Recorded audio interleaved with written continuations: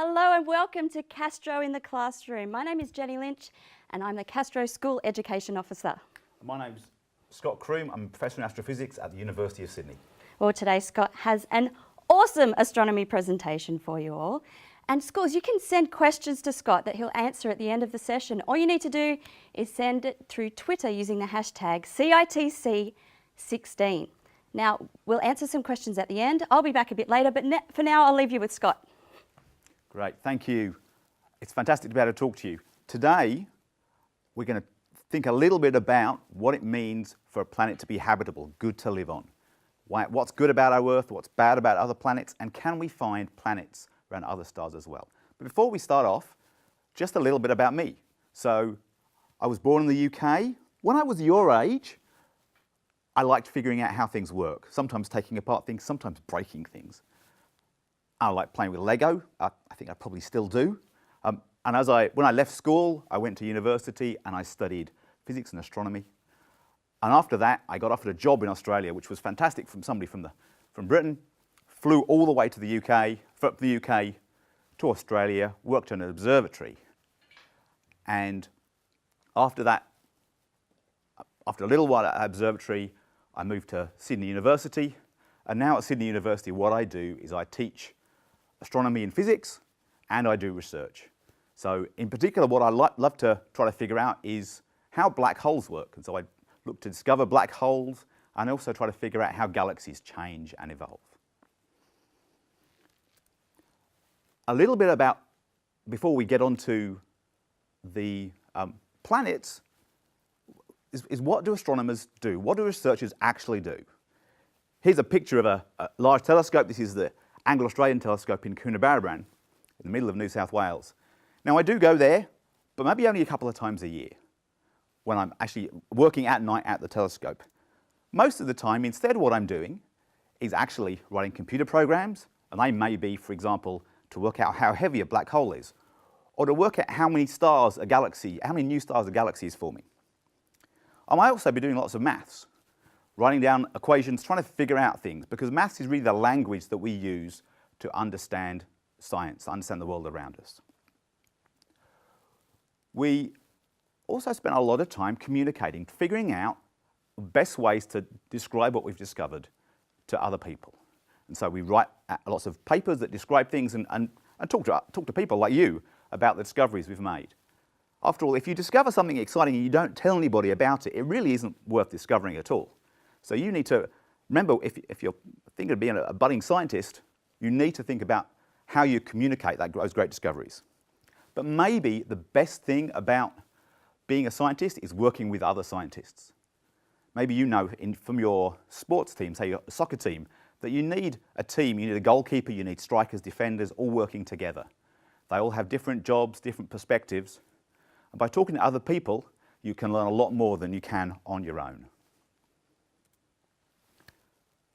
So what we're going to do now is we're going to start at the sun and take a trip through our solar system, in particular looking at the sort of properties of planets that make them good places to live.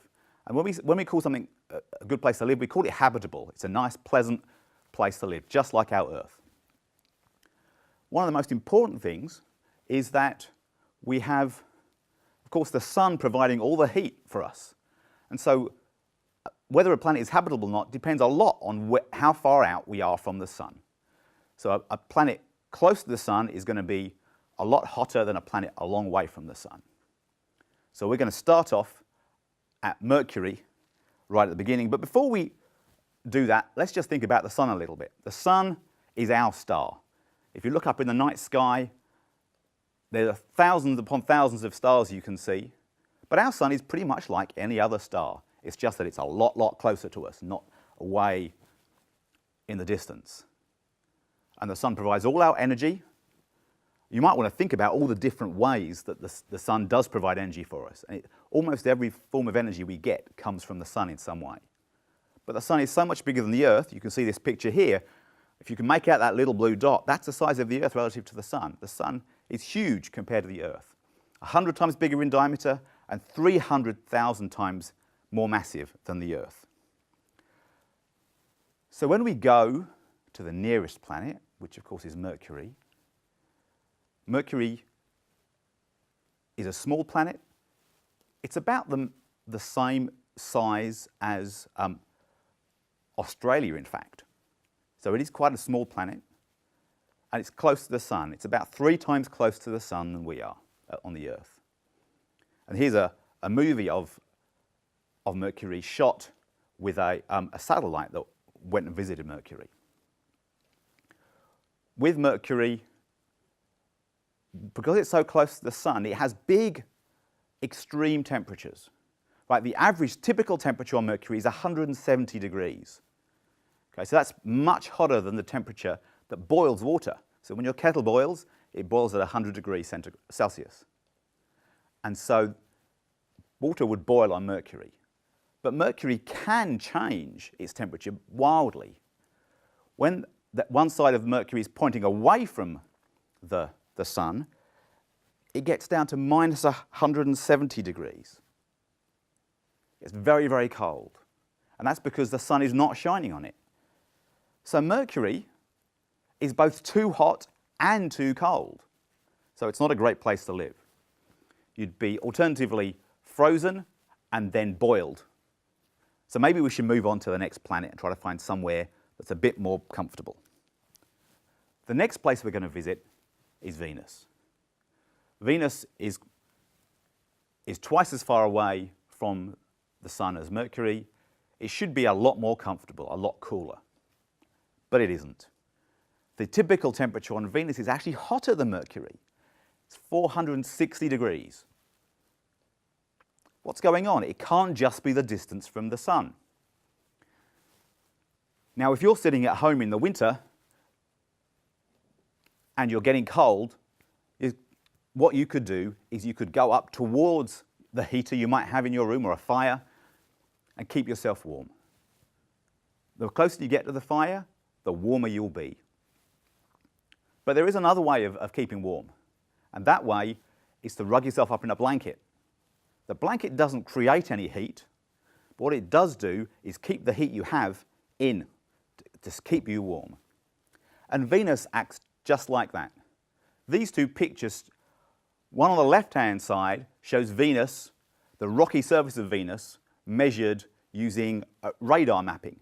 So it looks through the clouds, and it looks fairly like Mercury. But the picture on the right shows you how we normally see Venus absolutely covered in clouds. That thick atmosphere of Venus is what keeps the temperature in. This is called the greenhouse effect, which you might have heard of talking about our own Earth, where this also happens. But the greenhouse effect on Venus is much more extreme. What happens is the sunlight comes in through the atmosphere, hits the surface of the planet, and then the heat escapes from the surface of the planet. But most of that heat gets absorbed and kept in by the clouds and atmosphere of Venus. Very little heat escapes. So the atmosphere of Venus is acting like a blanket. It's keeping Venus hot, in fact, too hot. That 460 degrees is so hot it would melt some metals.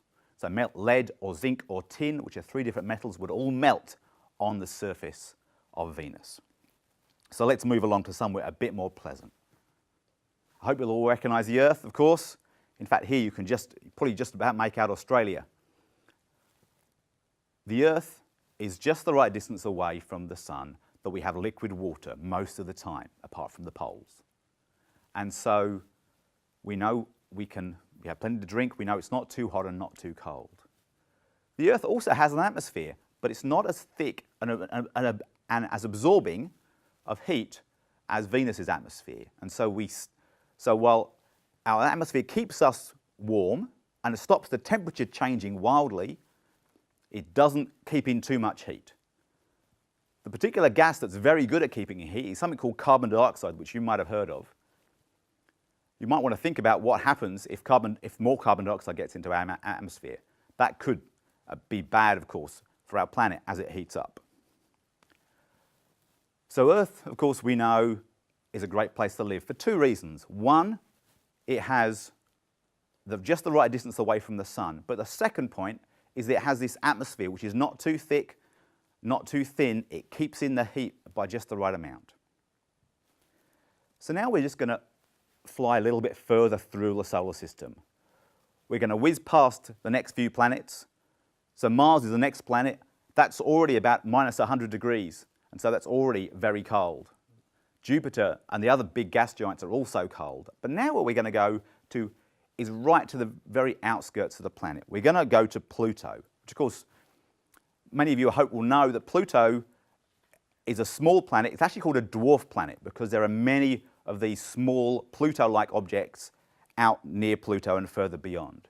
But on Pluto, Pluto is so far away from the Sun that the temperature on Pluto, and here's a picture of Pluto, is about minus 230 degrees Celsius.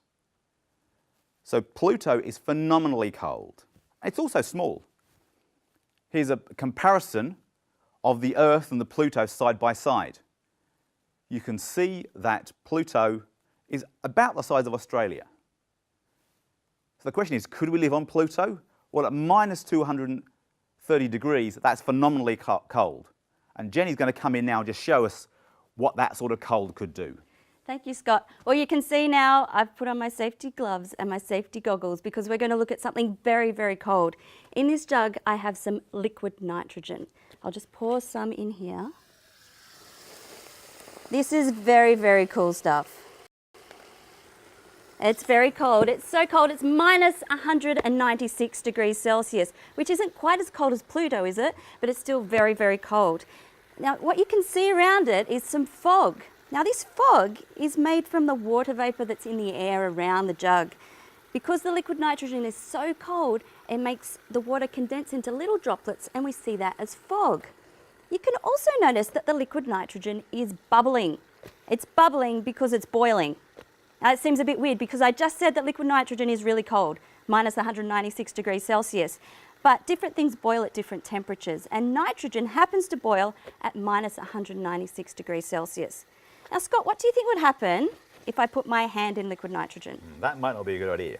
No, because my hand is made up mostly of water, and if you put water in liquid nitrogen, it will freeze. So I'm not going to put my hand in liquid nitrogen, but I do have something else here, something else that is living. It's a piece of lettuce.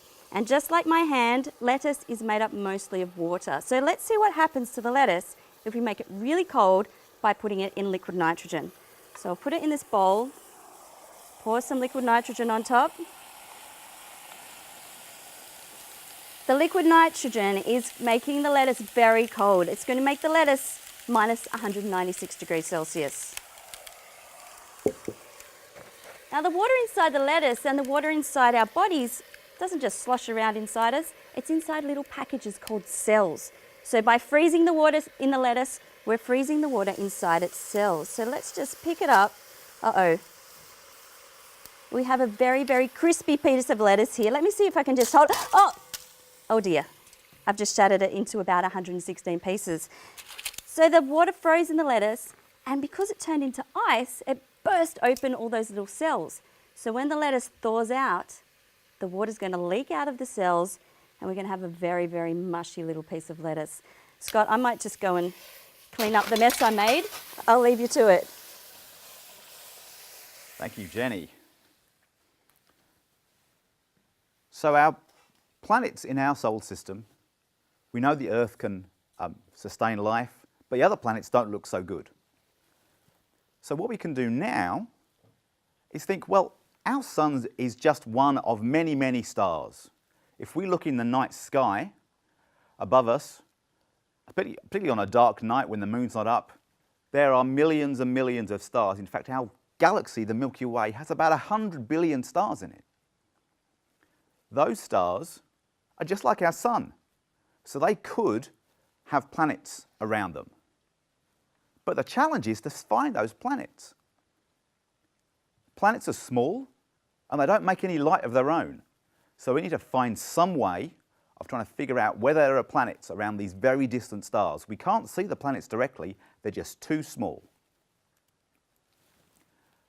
One clue to how we could do this, we can find in our solar system. This picture here shows something called the transit of Venus.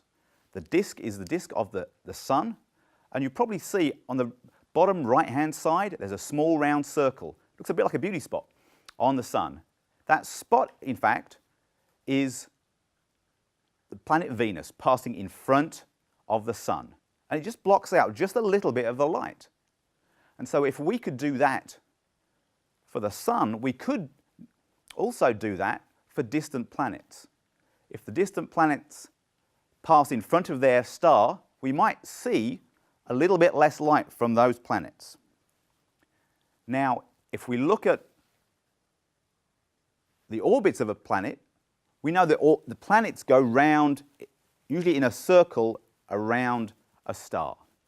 If we look from the top, a face-on view, the planets will never block the sun. They'll never get in the way of that central star.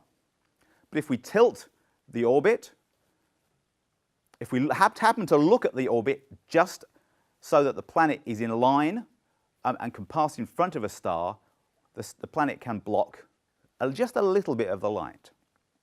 Now, this is actually a very hard measurement to make because it might only block out a tiny fraction, a few parts in 1,000 or 1,000,000 of the sun, of the light from the star. But one telescope that's done this amazing well is the Kepler observatory that's been by NASA and has been observing for quite a number of years thousands of stars, and just watching them over time, seeing whether any of their light is blocked out in front by a planet in front of them. So what will happen when a Kepler is observing these planets, observing these stars, is that the star will cross in front of a planet.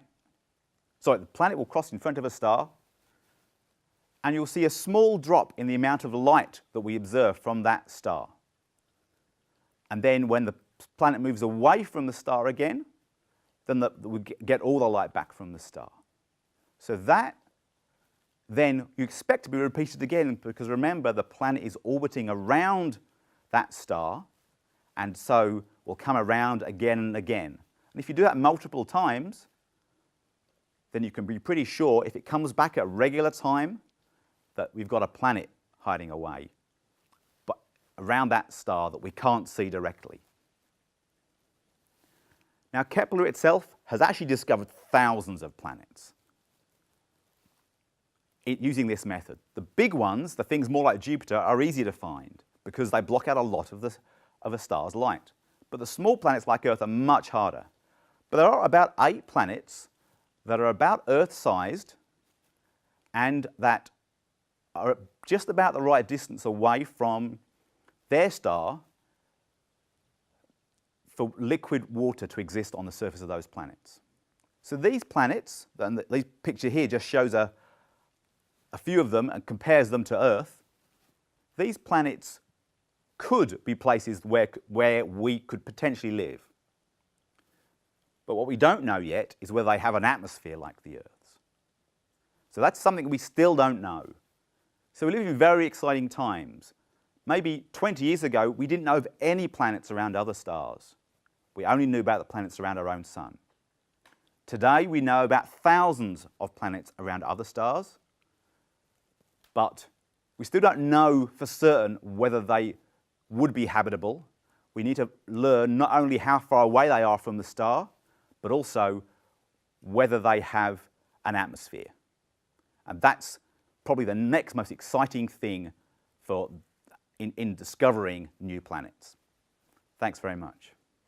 Well, thank you so much, Scott. That was a very interesting presentation. We saw lots of amazing images and lots of new ideas to think about. And we've had lots of great questions coming in through Twitter, which is fantastic. So would you like to answer some of those now? Here's the first one. Is it possible for another species to exist on other planets? And that's come from Hale School. So it's certainly possible. As far as we know, we haven't discovered anything living on another planet. The planets we've discovered so far in the habitable zone suggest that liquid water could be there. So yes, it is certainly possible. And we've got another question here. This is from Moore Park State School. How many galaxies are there in the universe, and have we explored any other than the Milky Way? Good question. So we think actually our universe is infinite. It goes on forever. So there are very, very, very many galaxies. Of the galaxies we can see, that where there's been enough time for light to get from those galaxies to us, there's maybe 100 billion. So that's a huge number of galaxies. But we are nowhere near being able to explore other galaxies yet. Our solar system is tiny compared to just our own galaxy. It would take years and years and years with current technology to just go to the nearest star, let alone to another galaxy. It would be, a moment is completely impossible. So Scott, with your research, how do you look into distant galaxies? What are some of the things you do? So to look into distant galaxies, the first problem is these distant galaxies are very, very faint. So you need big telescopes to collect lots of light. And if you use a big telescope and collect lots of light, then you can start to see this light that's coming from these very distant galaxies. And then you can start to explore what's going on in those galaxies. You can say how much gas is in those galaxies, and the gas collapses to form new stars. So you can see stars being born in these galaxies. Thank you. Now we've got a question from Pearsall Primary School about Mars. Did Mars have water on it at any point in time? Oh, that's a very good question. So it very much looks like there was a time when Mars did have water on it. Certainly it doesn't have liquid water now, but lots of features of the Martian surface suggest there was water at some point in its distant past. I've got a question about black holes now, which I know you look at in your research. This is from Camaray Public School, and they'd like to know, how close is the nearest black hole? Ah, there's a good question. And so we know of many, many black holes, but most of them are very distant. They're in other galaxies. The nearest big black hole we definitely know of is the one in the center of our galaxy. Right? That is actually a huge black hole. It's about 3 million times heavier than the Sun. But so in terms of distance, it's about 24,000 light years away. So that's a long way. And we've got another question about black holes, which is from Moore Park School again, and they'd like to know how black holes are formed. So a normal star will burn away with its fuel in the middle, and what it does, it converts hydrogen gas into helium gas and gives us lots of energy in the process. But when it runs out of fuel, if the star's big enough, the heat can't stop the matter in the star from just collapsing in itself. Gravity always pulls things in. And if you get enough matter together, often in a really, really big star, the gravity will just pull everything in, and you'll get it collapsing down to a point that's very, very small. The black hole, if our sun turned into a black hole, which it can't do, so everybody's safe, the size of that would be about 10 kilometers across. It'd be very, very small. All right, we've got another question from Camaray Public School. They'd like to know, if there was another solar system, will there be another Earth? Well, that's a good question. There are many other solar systems, so we certainly know that's true. And in fact, of all the planets that have been observed with missions like Kepler, there are definitely systems that have multiple planets. So we aren't just discovering one planet around one star. We're discovering maybe 3 or 4 planets around a single star many, many times. So there are definitely things like the solar system. And there are definitely planets that look like that look Earth-like. But as I said earlier, we don't know whether they've got an atmosphere like Earth, which allows us to live comfortably on it. Okay, now we've got a more general question. This is from Pearsall Primary. They'd like to know, why is space important and why should we explore space? There's a good question. Well, I think as humans, we all love exploring things. I think so. Part of the thing is about what humans do is we explore, try to figure out what's going on around us. Sooner or later, as we grow and technology develops, we will reach a point, the human race will reach a point where we do need to explore and expand off the Earth. Now, we're not really there yet. We've had a few trips that humans have gone to the moon, but no further. We may in the future, near future, go to Mars. But as our population grows, as we use more resources, I think we're inevitably going to spread out into space at some point. It's just a matter of when. Well, there's a few questions that are about life on other planets in the universe. So how likely do you think it is that humans will discover life on other planets? That's a really tricky question to answer. And the reason is that although we find a lot of planets, and we now, given all the planets we've observed, we can be pretty certain there will be Earth-like planets in terms of their distance from the sun and their size. But what we don't know at all is whether the processes that start life, the things that actually form the first simple molecules that grow and connect and develop into life, whether those sort of processes are common or not. And we really don't know about the process of the first life. That's the tricky question.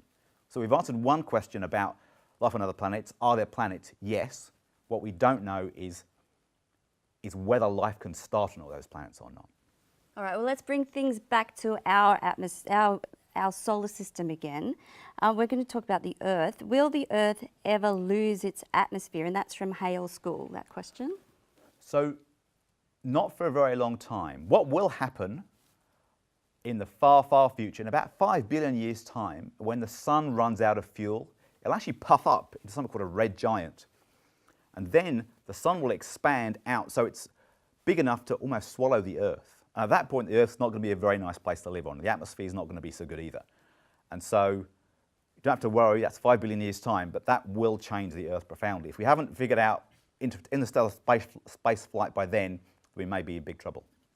Well, going to the far reaches of the solar system, back to Pluto. Harry from Lake Munga School would like to know, is Pluto covered in clouds? So no, Pluto isn't covered in clouds. Pluto does have a very thin atmosphere. But actually Pluto's atmosphere varies a lot depending on where Pluto is. Pluto's orbit is oval shaped. Sometimes it's closer to the sun, sometimes it's a bit further away. When it's further away, because it's further from the sun, it gets cold. So actually it's so cold that some of the gases, and you think of our atmosphere is made of gas, oxygen and nitrogen, some of those gases actually freeze. And so the atmosphere can actually at least partly freeze and be a solid lump across the plains of Pluto. And then when the sun warms it up, it can become a gas again. But it's a very thin atmosphere compared to our Earth. We certainly couldn't breathe on it. And another person wants to know how old the Earth is. That's from Pearsall Primary. So we think the Earth is about 5 billion years old. And that's how old the sun is too. And so the sun is middle-aged because it should last for another 5 billion years. Here's a question, you can answer it or I can answer it, which is, why is liquid nitrogen so cold? That's a good question. So things boil at different temperatures depending on how they're bonded together, how their atoms are bonded together. And so when if things can break apart easily, if the atoms can break apart easily, and then they can boil and split up and turn into a gas at much, much lower temperatures than if the bonds between molecules that make up the liquid or gas are stronger. All right, a couple of questions about safety in space. These are both from Moore Park State School. First of all, how long could you survive on the moon without oxygen? Well, hold your breath. Actually, don't hold your breath. That's not very safe. But if you held your breath, you'd probably figure you could do it for about 30 seconds to a minute. After that, you'd be gone. Right? So a minute at best, I would say. Not very long. Don't do it. And what is the most dangerous thing in space? Well, space itself is pretty dangerous if you haven't got a spacesuit. Always have the right gear with you when you go to space, so just remember that. There's lots of different things that are dangerous in space. You have stars that explode. Supernova explode. The energy from a supernova explosion is as much as the energy from all the stars in a galaxy. So they're phenomenally dangerous if you are close to one. Luckily, our sun is not going to explode in a supernova. Here's a tricky one for you, Scott. What caused the Big Bang? Well, if we knew. The problem with the Big Bang is that we know very, very precisely how the universe is expanding now. We can measure that by looking at the motions of galaxies around us. We know that in the past, everything was much more squished together, but we really don't know what started it. We don't know that point of triggering the Big Bang.